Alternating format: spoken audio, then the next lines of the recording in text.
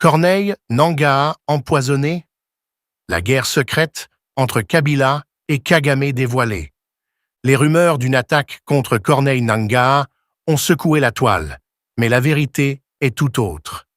Derrière cette désinformation se cache une lutte d'influence implacable entre Kigali, Kinshasa et les anciens réseaux de Joseph Kabila. Entre empoisonnement, trahison et recomposition d'alliances, plongeons ensemble au cœur d'un scénario digne d'un thriller politique où se joue l'avenir même du Congo.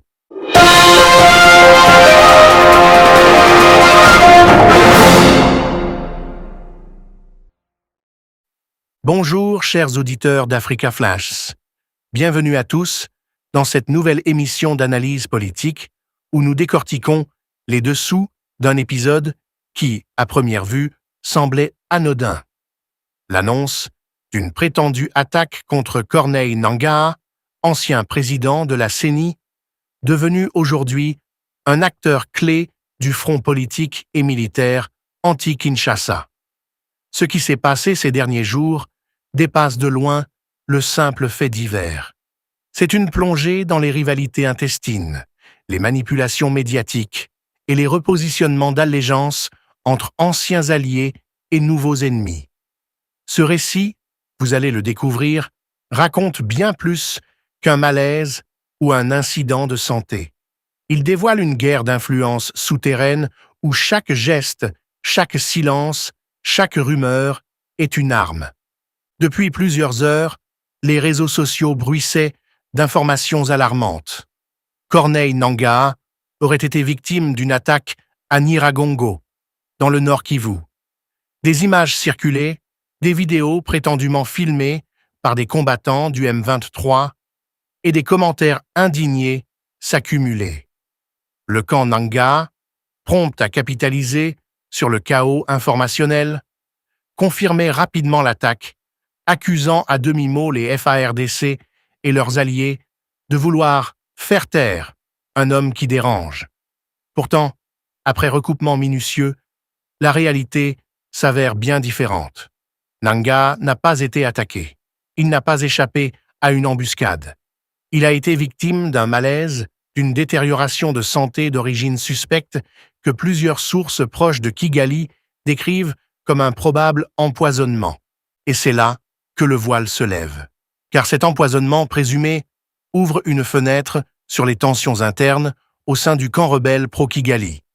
Un groupe composite d'intérêts contradictoires. Les tensions entre Nangaa, Kabila et Kagame atteignent leur paroxysme. Chacun joue une partie d'échecs où le Congo n'est qu'un plateau et où la survie politique passe avant tout. L'affaire commence donc par une vidéo. Un extrait diffusé sur les réseaux où un homme visiblement paniqué parle d'un convoi attaqué et de chauffeurs tués. Rapidement, des comptes favorables au M23 et à l'Alliance du fleuve Congo, AFC, reprennent la séquence, l'amplifient et présentent Nangaa comme victime d'un guet-apens. Mais en y regardant de plus près, rien ne colle. Pourquoi une unité du M23 filmerait-elle en pleine embuscade? Comment expliquer que la vidéo ne montre ni le lieu, ni les victimes, ni même la présence de Nangaa? L'analyse des images montre plutôt une mise en scène confuse, une vidéo probablement tournée à un autre moment, utilisée pour soutenir une narrative préconstruite. L'objectif: détourner l'attention du véritable drame qui se jouait à Kigali. En effet, plusieurs sources diplomatiques et sécuritaires concordent sur un point. Nangaa se trouve hospitalisé dans un établissement médical de la capitale rwandaise, dans un état préoccupant. Officiellement, il souffrirait d'un malaise soudain. Officieusement, tout indique un empoisonnement interne. Les symptômes rapportés, vomissements, perte de conscience, état fébrile, sont caractéristiques d'une intoxication. Et ce n'est pas un hasard. Depuis plusieurs semaines, le climat se tendait au sein du groupe AFC, cette coalition née d'un mariage de raison entre des acteurs politiques congolais déchus et les parrains militaires du M23, eux-mêmes instrumentalisés par Kigali. Derrière cette alliance fragile, une figure refait surface, Joseph Kabila. Oui, l'ancien président, longtemps silencieux, semble aujourd'hui manœuvrer pour reprendre la main. Sous le label « Sauvons le Congo », il tente de ressouder autour de lui les anciens cadres du régime et d'imposer une nouvelle hiérarchie au sein du mouvement. Une initiative qui ne plaît pas à tout le monde, surtout pas à Nangaa, qui voyait en lui-même le futur visage d'une opposition militaro-politique. Mais Kagame, lui, a tranché. Pour lui, Nangaa n'est plus un atout, mais un fardeau. Trop bavard, trop ambitieux, trop instable. Les discussions tenues à Nairobi entre représentants du M23, émissaires de Kabila et conseillers de Kigali ont acté une recomposition. Kabila reprendrait la direction politique de la coalition, tandis que les militaires du M23, toujours soutenus par le Rwanda, continueraient les opérations sur le terrain. Une manière pour Kagame de déléguer le front politique à un visage plus légitime aux yeux de la population congolaise, tout en maintenant sa mainmise militaire. Dans ce contexte, Nangaa devenait un obstacle. Certains n'hésitent pas à parler de mise à l'écart programmée. Les méthodes de Kigali ne sont pas nouvelles. L'histoire du Congo regorge de figures empoisonnées, trahies ou exécutées dès qu'elles devenaient encombrantes. Et le parallèle avec André Kissas Ngandu est frappant. Ce dernier, cofondateur de l'AFDL, avait été éliminé en 1997 sur ordre de Kagame et Kabila père, car il s'opposait à la mainmise rwandaise sur la rébellion. L'élimination de Kissas Ngandu fut maquillée en accident de terrain, comme aujourd'hui celle de Nangaa est travestie en attaque manquée. L'histoire bégaye, avec les mêmes acteurs et les mêmes méthodes.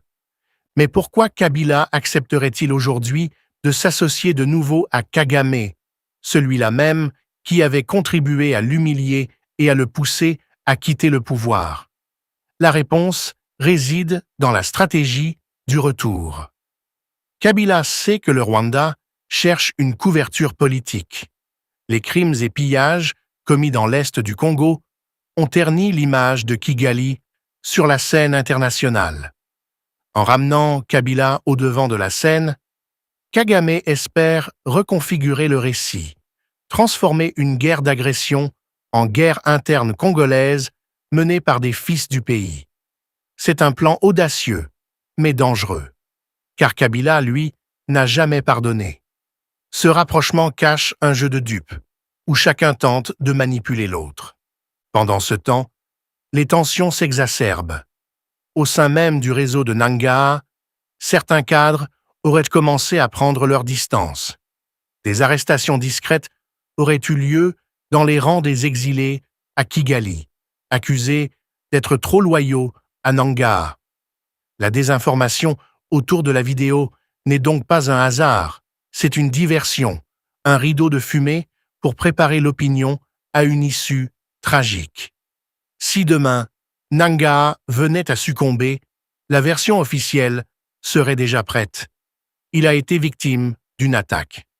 Une manière de masquer la vérité, d'éviter les soupçons d'empoisonnement et surtout de justifier une transition de leadership naturel vers Kabila. Mais du côté de Kinshasa, on observe cette agitation avec une vigilance froide. Le pouvoir Tshisekedi sait que derrière les mouvements de Kagame et Kabila se profile une tentative de recomposition de l'opposition armée. Les services congolais ont intercepté plusieurs signaux indiquant une relance des financements logistiques vers le nord Kivu.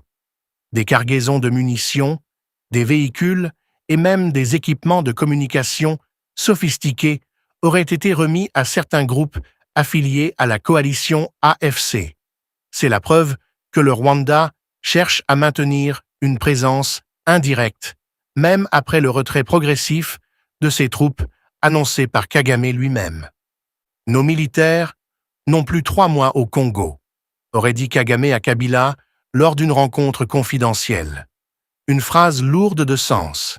Elle signifie que Kigali, pressé par la communauté internationale, prépare un repli tactique. Mais ce retrait n'est qu'une façade. En réalité, Kagame cherche à laisser derrière lui un relais politique capable de prolonger la guerre sans que le Rwanda soit officiellement impliqué. Et ce relais, selon lui, ne peut être que Kabila, car Katumbi, qui avait un temps été courtisé, a flairé le piège. Il comprend que cette alliance n'a qu'un objectif: neutraliser toute figure politique capable de rallier le peuple sans dépendre de Kigali. Katumbi, pragmatique, s'est donc éloigné. Il sait que l'équation Kabila-Kagame ne mène qu'à une impasse. Dans les cercles proches de l'ancien gouverneur du Katanga, on parle d'un plan du désespoir. Kagame veut transférer la responsabilité du conflit à des Congolais pour se laver les mains, tandis que Kabila rêve d'un retour au pouvoir, fût-ce par la guerre. Quant à Nangaa, il aurait été sacrifié sur l'autel de cette convergence toxique. Ce scénario rappelle à quel point la guerre dans l'est du Congo n'est pas seulement une affaire militaire, c'est avant tout une guerre d'influence, d'ego et d'ambition croisée. Le M23 n'est qu'un outil, une façade derrière laquelle se cachent des luttes de pouvoir bien plus vastes. Et au cœur de cette mécanique, Kagame reste le maître du jeu. Il manipule, divise, élimine. Il promet à chacun une part du butin, mais ne donne jamais rien sans calcul. Aujourd'hui, il mise sur Kabila pour prolonger sa domination sous une autre forme. Demain, il le trahira peut-être à son tour, comme il a trahi tous les autres avant lui. Pendant ce temps, le peuple congolais continue de payer le prix fort. Les villages du Nord Kivu se vident, les déplacés s'entassent, les familles fuient, une guerre dont ils ne comprennent plus les acteurs. Chaque nouvel épisode de désinformation, chaque manipulation autour d'une vidéo ou d'une rumeur vient brouiller un peu plus la réalité. Et c'est bien là le cœur du problème. La guerre de l'Est du Congo n'est plus seulement une guerre de balles, c'est une guerre de récit. Celui qui contrôle le récit contrôle la perception.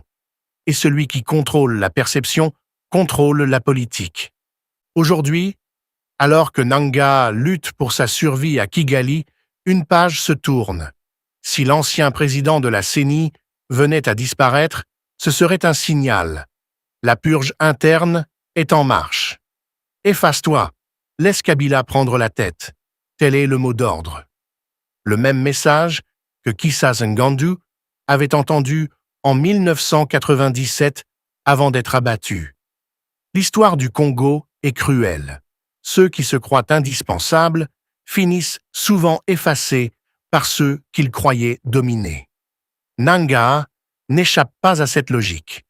Et derrière lui, d'autres suivront.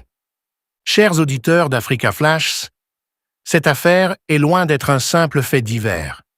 C'est une pièce de plus dans le grand puzzle du pouvoir africain, où le Rwanda, le Congo et leurs anciens dirigeants rejouent les mêmes partitions sous des masques différents.